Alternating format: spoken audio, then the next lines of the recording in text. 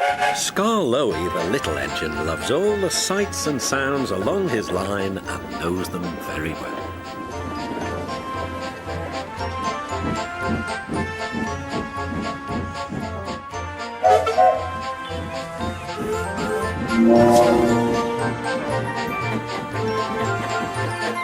One morning, soon after he returned from being mended, he was enjoying his journey more than ever before. Along the way, he met Rusty. You know, he said, if I couldn't see these familiar faces and places, I'd think I was on a different railway. You've done wonders with these rails. Rusty laughed. I'm glad you're pleased. Mr. Huard. Manager said let's mend the track so well that he won't know where he is. And we did. And you didn't, if you take my meaning. Skarloey liked this hard-working diesel. There's still one bad bit, warned Rusty. Just before the first station. An engine might come off there, particularly Duncan. He will rock and roll along the line. Look at him right now. I hope he doesn't hurt his passengers. What's that about me? I'm a plain engine, and I believe in plain speaking. Speak up! Rusty warned Duncan about the bad bit of line. Huh. Grunted Duncan. I know my way about. I don't need smelly diesels to tell me what to do. Rusty felt hurt. Duncan banged about the yard, then he clattered crossly to the station.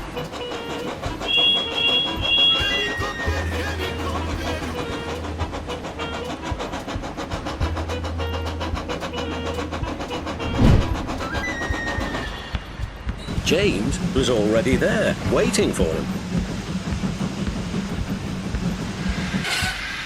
You're late, he snapped.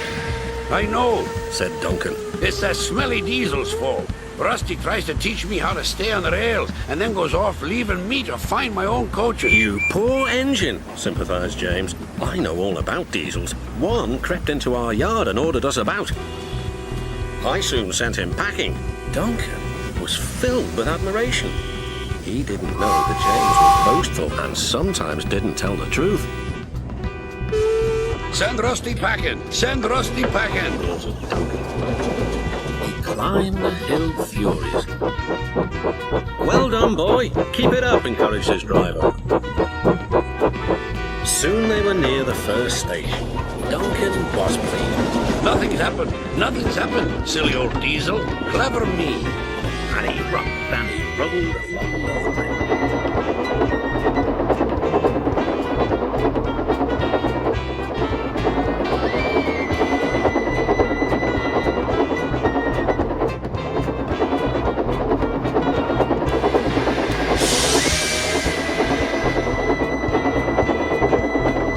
Steady, boy, checked his driver, but it was too late.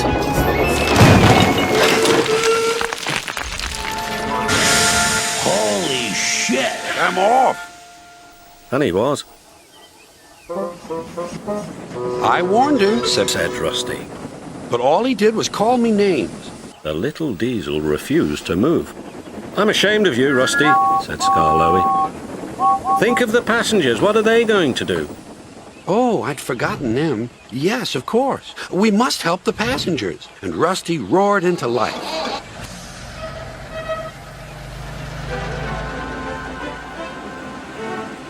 Duncan stood, sad and solitary. He couldn't rock and roll now. Oh dear, he thought. Everyone will know how silly I am. The passengers had to get out and help too. They weren't very pleased about that, but worked as hard as they could. They carefully levered Duncan back onto the line.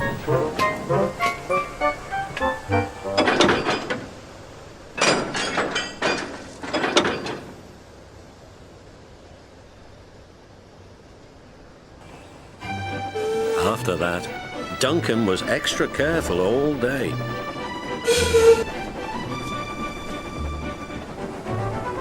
At last, evening came. Rusty, he whispered, thank you for helping.